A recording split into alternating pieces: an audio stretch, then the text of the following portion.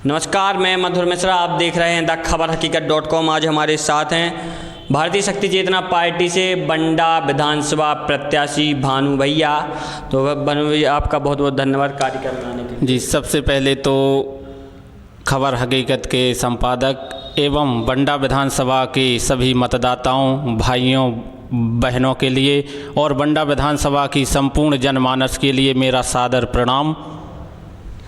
भाई साहब, आज हम आपसे कुछ वार्तालाप करना चाहते हैं बंडा की राजनीति को लेकर। कि पहली बात तो कि अभी आप चुनाव लड़ रहे हैं और आप भारतीय शक्ति चेतना पार्टी के अभी मौजूदा पहली स्थिति बंडा में अभी वर्तमान में क्या है? देखिए, हमारी भारतीय शक्ति चेतना पार्टी, जैसा कि अभी हम नामांकन दाखिल करके लौटे हुए हैं। हमारी भारतीय शक्ति चेतना पार्टी बंडा विधानसभा से आज हमने नामांकन दाखिल किया है और हमारी भारतीय शक्ति चेतना पार्टी का लक्ष्य और उद्देश्य यही है कि बंडा विधानसभा के प्रत्येक नागरिक के दरवाजे पर उसका हक और अधिकार हमें पहुंचाना है और शिक्षा, स्वास्थ्य, रोजगार भी हमें प्रत्येक नागरिक को दिलाना है। और जो मूलभूत आवश्यकताएं हमारे बंडा विधानसभा के प्रत्येक नागरिक की हैं, उन सभी मूलभूत आवश्यकताओं की पूर्ति कराना हमारा दायित्व है। क्योंकि 75-76 सालों से अब तक भाजपा और कांग्रेस ने शासन किया और आज़ादी का अमृत महोत्सव भी मना चुके, लेकिन इसके बावजूद भी हमारी बंडा विधानसभा की नागरिक जनता आज मूलभूत आवश्यकताओं से वंचित है। उनका हक और अधिकार छीना गया है।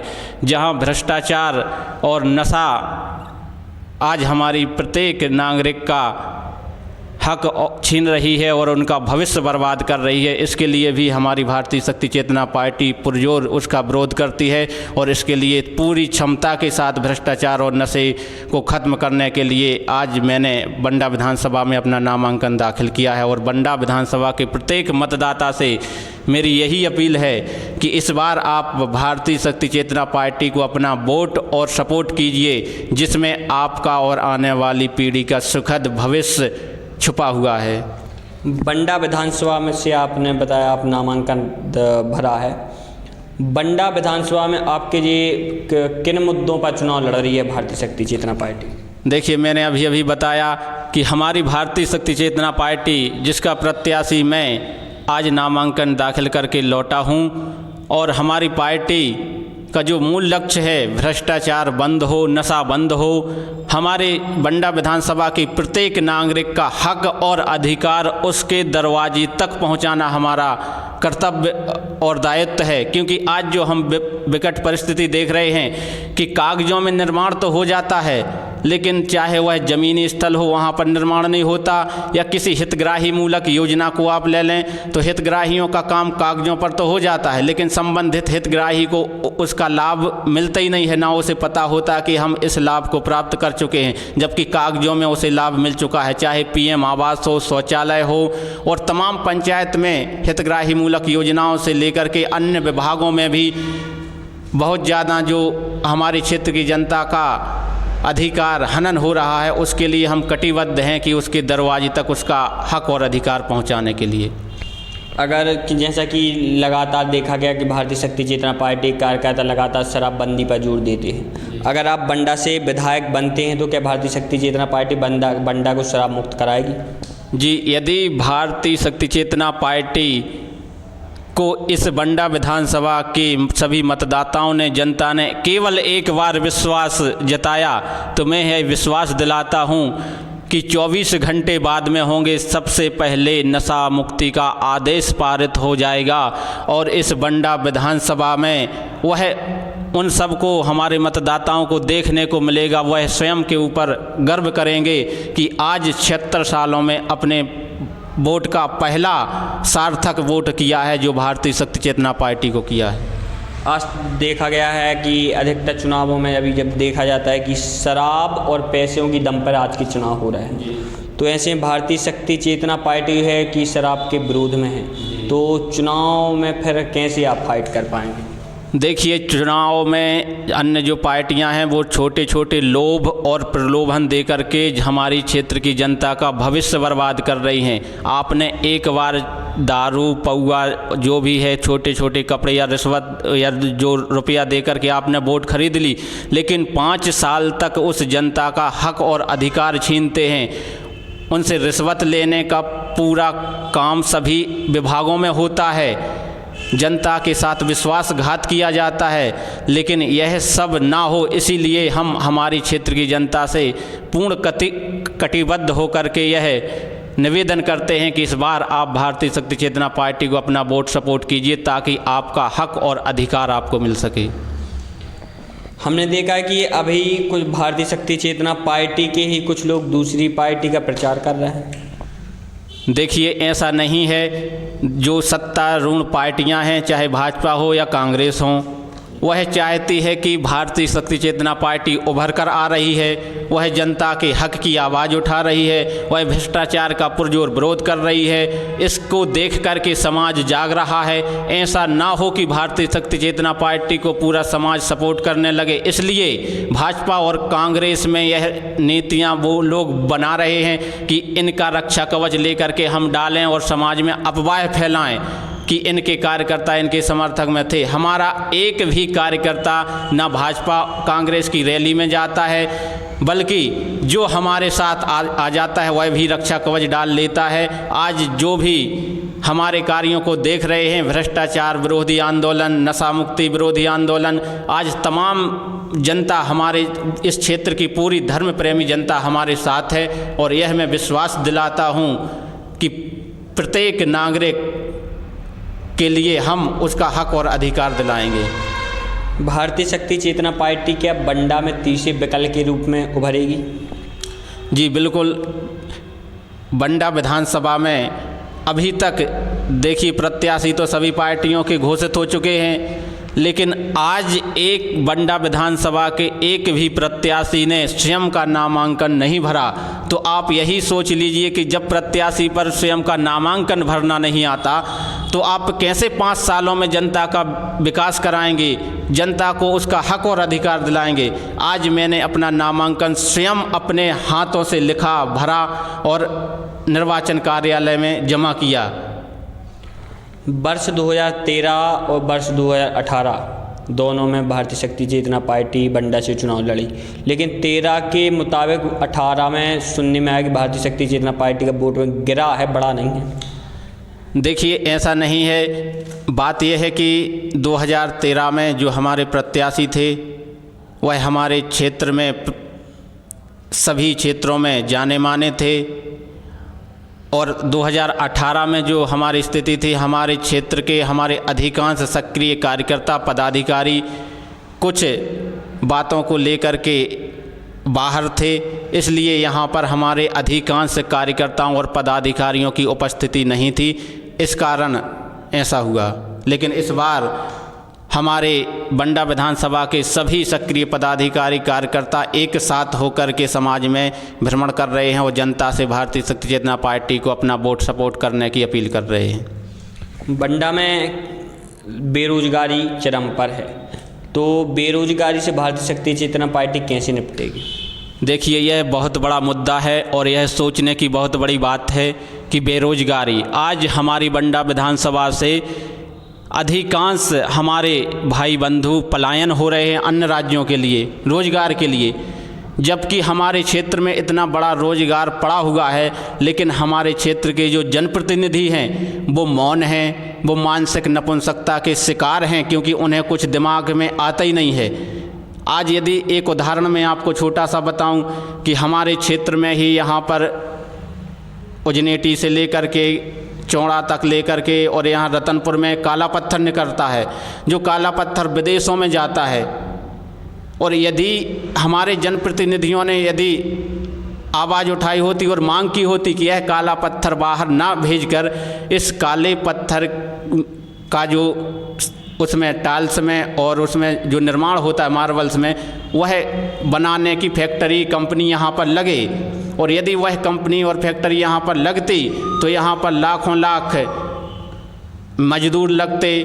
जब यहाँ पर कंपनी खुलती तो ढाबे खुलते, रेस्टोरेंट खुलते, तो हमारे क्षेत्र के कम से कम 10,000 बेरोजगारों को रोजगार मिलता। इसके अलावा हमारी बंडा विधानसभा क्षेत्र से लाखों नहीं करोड़ों रुपए की इमारती लकड़ी प्रत्येक वर्ष बाहर जाती है, सागौन की लकड़ी।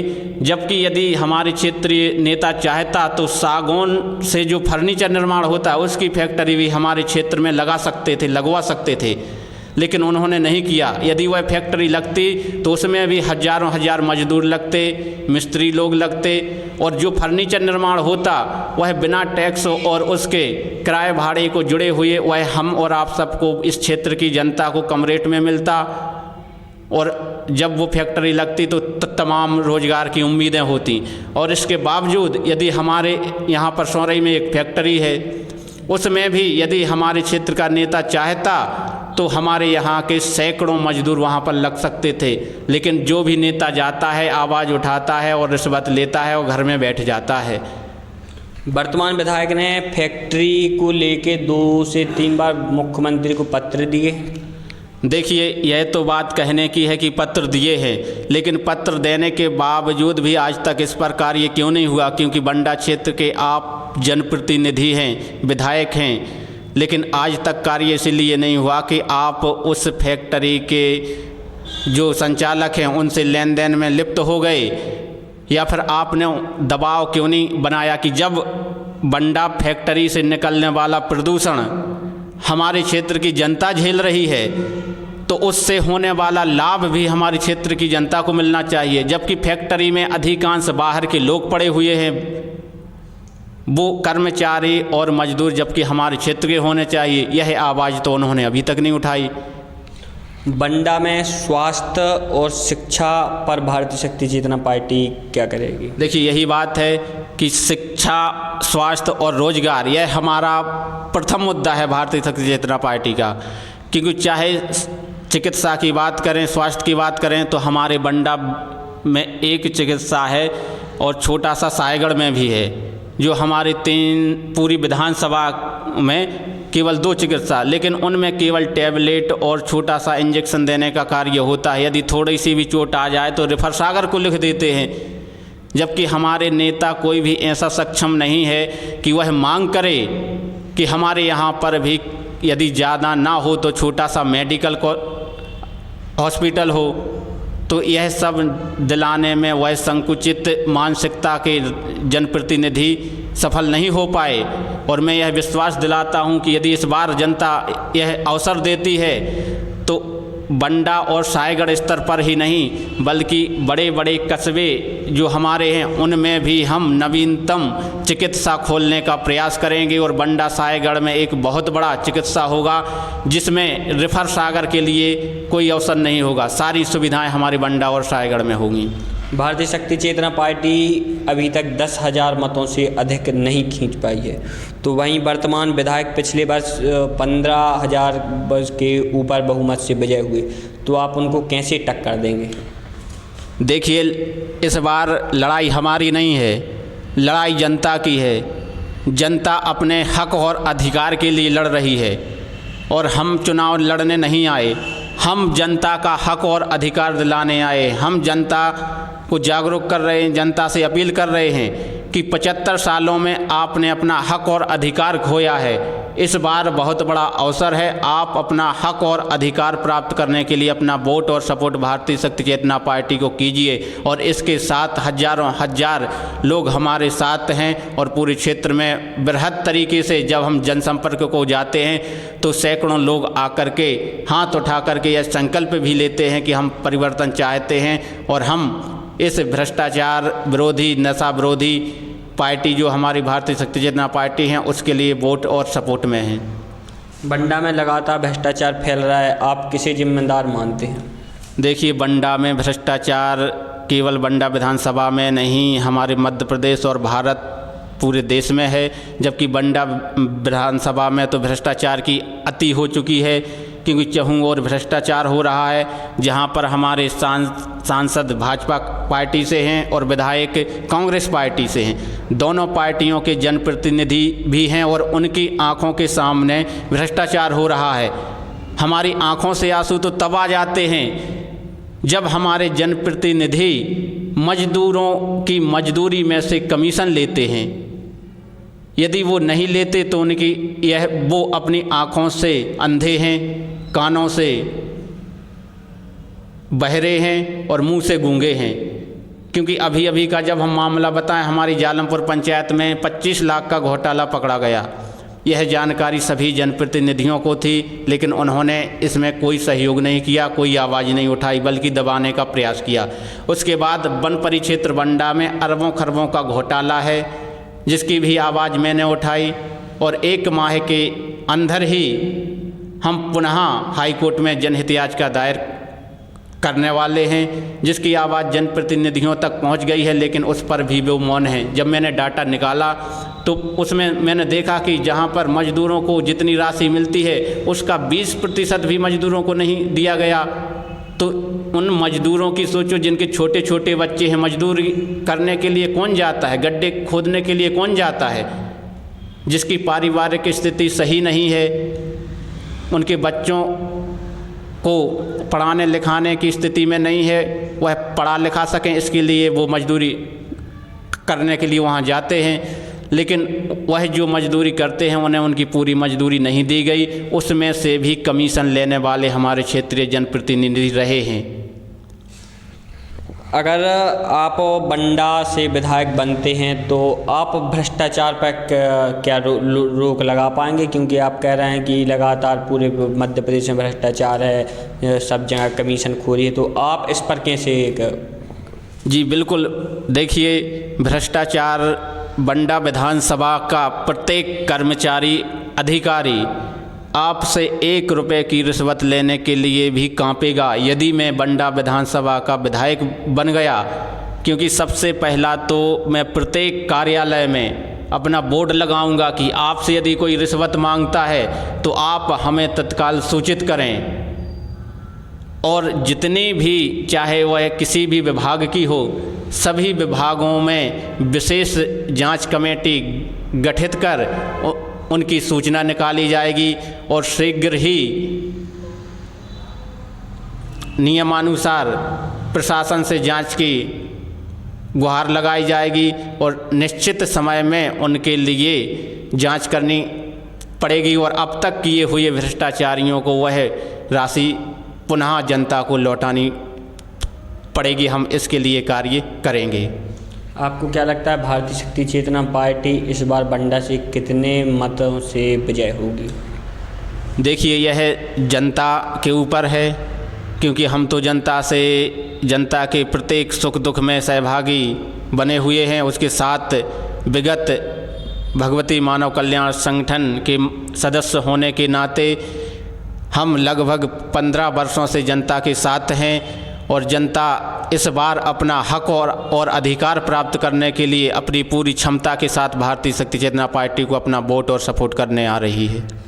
आप अगर विधायक बनते हैं तो आप बंडा विधानसभा में कोई नई उपलब्धि या बंडा की जनता को कुछ नया मैसेज हमारे चैनल के माध्यम से देना चाहिए? जी बिल्कुल, यदि यह अवसर मिला तो सबसे पहले बंडा के प्रत्येक नागरिक को जो आज यहाँ वहाँ आवेदन में और लाइनों में लगे फिरते हैं, छोटी छोटी माताएं बहनें छोटे छोटे बच्चों को लेकर के कार्यालयों का चक्कर लगाते हैं, बुजुर्ग माताएं बहनें जो हैं उनके काम नहीं होते और वो कार्यालयों के चक्कर लगाते हैं। सबसे पहले तो प्रत्येक पंचायत में हमारा एक ऐसा व्यक्ति होगा जो प्रत्येक पंचायत के नागरिक को जो हमारे शासकीय योजनाएं होती हैं उसका लाभ उसके घर में ही दिलाने का कार्य करेंगी। आपके लिए ना तहसीली जाना पड़ेगा ना जनपद,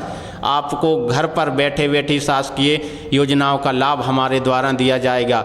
और जो शिक्षा, स्वास्थ्य और रोजगार की संपूर्ण सुविधाएं हम बंडा विधानसभा में देने वाले हैं और भ्रष्टाचार और नशे को ख़त्म करने के लिए हमारी पूरी क्षमता झोंक देंगे। और इसके लिए हम अभी जब विधायक भी नहीं हैं और इसके बावजूद भी हमारा पूरा प्रयास है। आज तक जो जनप्रतिनिधि रहे उन्होंने जो प्रयास नहीं किया कि हाई कोर्ट में कोई जनहित याचिका लगा सके जनता के हित में, मैंने जनहित याचिका भी जनता के हित को लेकर हाई कोर्ट में लगाई। और यह बहुत बड़ी उपलब्धि है कि हाई कोर्ट के निर्देशन में माननीय जिला न्यायाधीश जी जांच करने के लिए आए। और यदि अवसर मिलता है तो निश्चित, अभी तो वो ग्राम पंचायत की जांच करने के लिए आए थे, अब अनेकों ग्राम पंचायतों के साथ साथ वह सभी विभागों की जांच करने के लिए आ सकते हैं। वर्तमान विधायक की कार्यशैली पर आप क्या कहना चाहेंगे? देखिए, वर्तमान विधायक जी जो हैं उन्होंने 5 साल तक जनता का भविष्य बर्बाद किया। और मेरी अपील है विधायक जी से कि यदि आपको राजनीति का नॉलेज नहीं है तो आप राजनीति न कीजिए, क्योंकि यह खिलौने का खेल नहीं है जो आप खेल रहे हैं। यह स्वयं का वो नहीं है कि आप अपना धन वैभव बढ़ा लें। यह बंडा विधानसभा की जनता, उसकी आने वाली पीढ़ी का एक भविष्य है जो आपने 5 साल तक बर्बाद किया। किसानों को आप खाद नहीं दिला पाए, जिन गरीबों के पात्रता सूची से नाम कटे हुए हैं या कट चुके हैं उनके आप नाम नहीं जुड़वा पाए।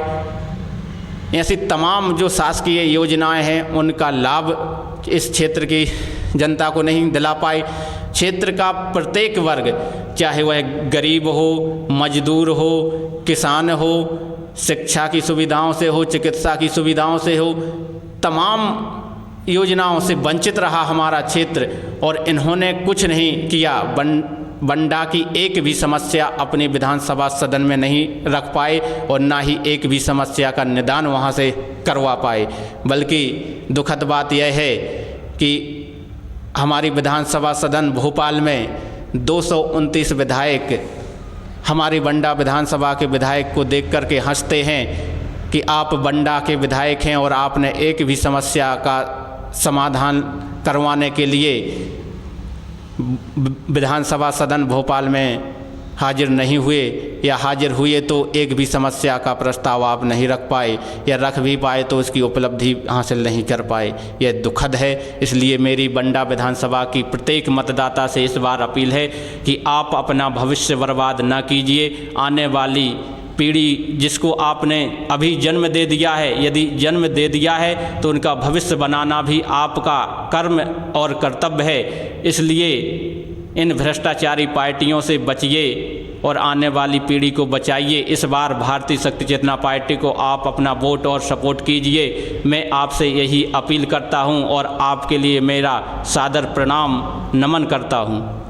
ये थे हमारे साथ भानु लोधी। इनसे बात करके बहुत अच्छा लगा। क्या बंडा की जनता भानु लोधी की सुनती है और इनकी चौपाल बंडा से जमती है, और क्या यह भोपाल पहुंच पाएंगे? बने रहें हमारे साथ, देखते रहें द खबर हकीकत.com।